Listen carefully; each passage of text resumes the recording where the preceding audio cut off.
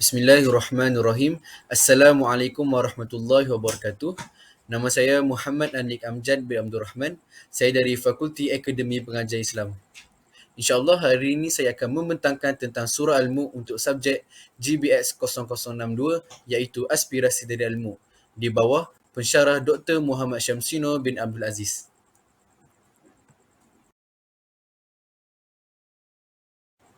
Seterusnya, ini adalah ayat yang ke-24 dalam surah Al-Mulk. A'udzubillahi minasyaitonirrajim.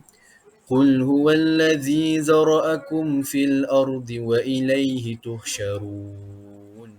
Maksudnya, katakanlah lagi, dialah yang mengembangkan kamu di bumi dan kepadanya lah kamu akan dihimpunkan.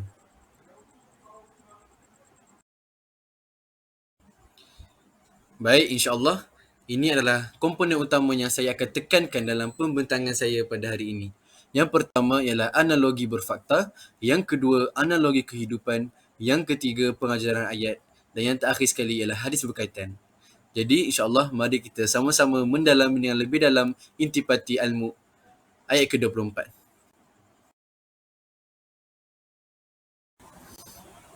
Baik, pertama sekali kita pergi kepada analogi berfakta. Perbezaan adat dan budaya kaum dan bangsa di Malaysia tidak menghalang kita semua menjadi rakyat Malaysia.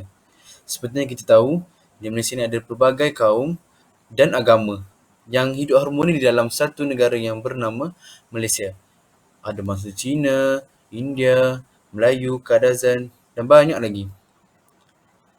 Dan ada juga yang mempunyai ciri hidung mancung, mata sepek, berkulit hitam, berkulit putih dan juga sawo matang.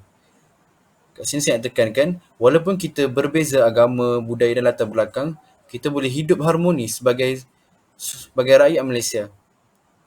Dan ini bertepatan dengan surah Al-Mulk ayat yang ke-24 yang bermaksud yang walaupun Allah sebarkan kita di seluruh muka bumi ini dengan pelbagai ciri dan pelbagai tempat, tapi at the end of the day kita akan berkumpul di satu tempat yang sama iaitu di Padang Mahsyar. Sama juga dengan dekat Malaysia ni. Walaupun kita berbeza fahaman dan latar belakang dan budaya dan sebagainya, kita masih bergelar rakyat Malaysia.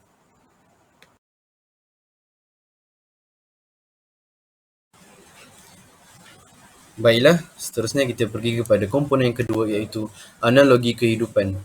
Latar belakang pendidikan seseorang berbeza-beza, tetapi pada akhirnya tetap mempunyai tujuan dan perakhiran yang sama.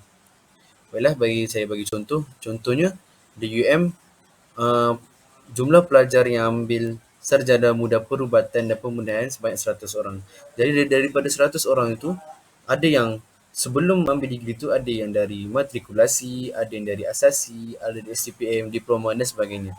Jadi, walaupun mereka datang dari pelbagai latar belakang yang berbeza, tapi tujuan mereka hanya satu iaitu ingin menjadi doktor. Jadi perkara ini sangat bertepatanlah dengan surah Al-Mulk ayat ke-24 yang bermaksud yang di mana Allah tekankan tujuan kita kat dunia ni adalah untuk beribadah.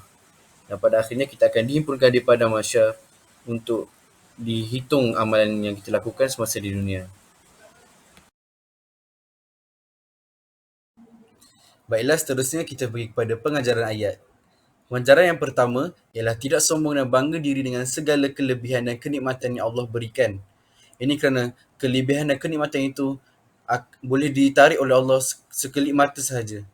Yang kedua, berusaha istiqamah melakukan perintah Allah dan meninggalkan larangannya. Ini kerana di akhir hayat kita akan dikumpulkan di padang mahsyar dan di situ kita akan dihisap segala amalan kita dan dihitung segala amal kejahatan kita. Dan yang terakhir sekali, sentiasa mengingati mati dan mempersiapkan bekal akhirat.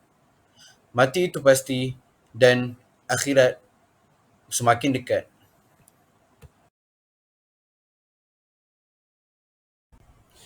Baik, yang terakhir sekali kita pergi kepada hadis berkaitan.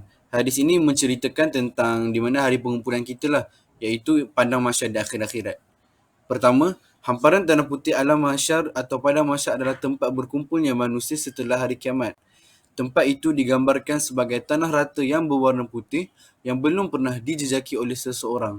Rasulullah SAW bersabda, maksudnya dari Sahlu bin Sa'ad, dia berkata, Rasulullah SAW bersabda, maksudnya, pada hari kiamat kelak, manusia akan dikumpulkan di bumi yang sangat putih, berbentuk bulat pipih dan datar, tanpa ada tanda bagi sesiapa pun di atasnya. Hadis riwayat Muslim. Jadi dalam hadis ini dia jelas mengatakan tentang ciri-ciri padang mahsyar. Jadi kita sebagai umat Islam haruslah beriman kepada hari akhirat, kerana ia merupakan rukun iman.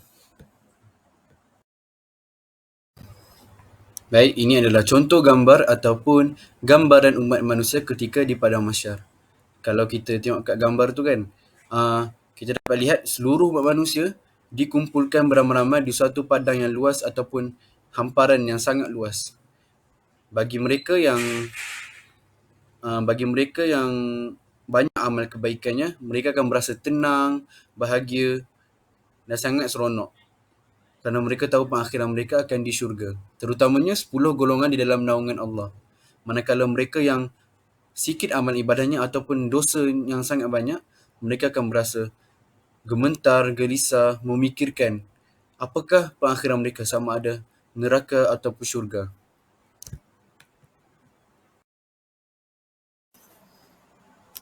Baiklah, itu saja yang saya akan bentangkan pada pembintangan kali ini untuk surah Al-Mulk ayat yang ke-24. Saya ingin mengucapkan ribuan terima kasih kepada mereka yang sudi menonton dan melihat video ini sehingga habis. Semoga video ini dapat dijadikan manfaat dan memberikan pedoman hidup kepada orang yang lain. Mari kita sama-sama menjadikan Al-Quran sebagai panduan hidup kita. InsyaAllah.